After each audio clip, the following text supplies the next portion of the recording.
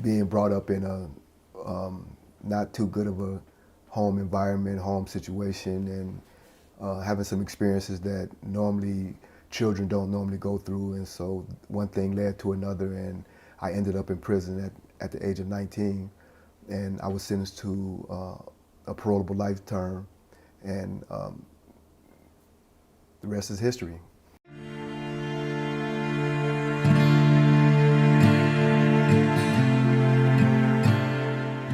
He and a buddy with a broken pellet rifle robbed the ice cream cart kids, who pushed the ice cream cart with the little flip-top lids in the neighborhood. They stole 2 boxes of ice cream. They harmed no one, physically harmed no one. I'm sure the kids were afraid, but no one was shot with the pellet gun. It was broken. No one was punched. No one was beaten. A little boy actually came up to buy ice cream in the middle of the whole event, and so Joe sold him an ice cream sandwich and made him change. And he got a life sentence for that, and he had no prior convictions. I was like young, very immature, didn't really understand what being sentenced to life in prison really meant. I still have no words for how terrible that is. I always had the hopes that I would be returning to society.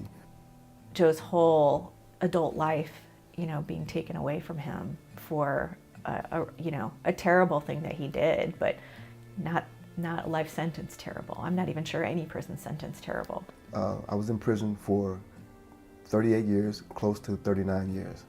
When I read what Joe's crime was, the absurdity of it certainly landed hard. I had an opportunity to reach out to Humanity for Prisoners through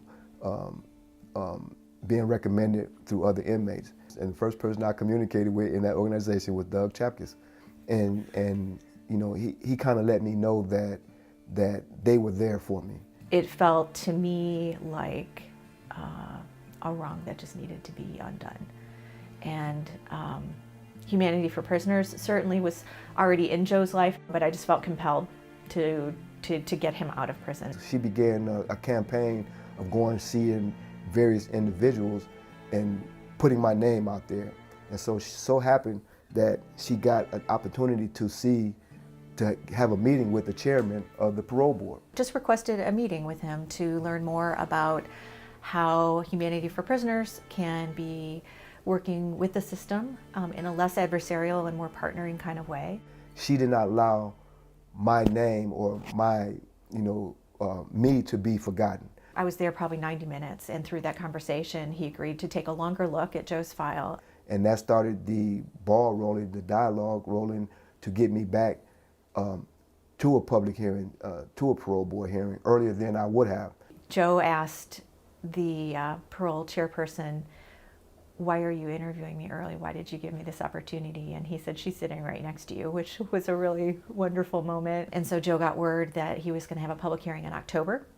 And at the public hearing, the incarcerated person meets with a couple folks from the parole board, the assistant attorney general, and then anyone from the public can attend that hearing and either speak on in behalf of, in support of, or in opposition to the person being released. And Joe had 4 of us there to speak on his behalf, and no one, of course, in opposition. And then we heard word in December that he was going to get paroled. I got out January 28, 2020. They met me at the door and welcomed me back into society, and life has been just like on an even keel. I see wonderful things ahead for Joe. Joe is already made community connections, and he's been to a couple of speaking events. He's found a job. He's connected to that community. We've had friend connections, and he's met his 6 grandchildren and reconnected with sisters and his father. It's amazing. It's amazing to see. One of the things that I told myself, I said, okay, in order to show my appreciation, in order to say, okay, I'm willing to accept everything that you provide for me. I'm willing to accept it. But at the same time, I need to be independent. I need to, show that even though I've been in prison all those years, that I haven't lost sight on reality. you read different statistics based on what sources you look at, but all of them will tell you that roughly 90 to 97% of people who are incarcerated will return home, and to the degree that we can build them up and make them feel connected and humanized and cared for, that does nothing but make a better community. Joe in particular, we've been hand in hand through this process together.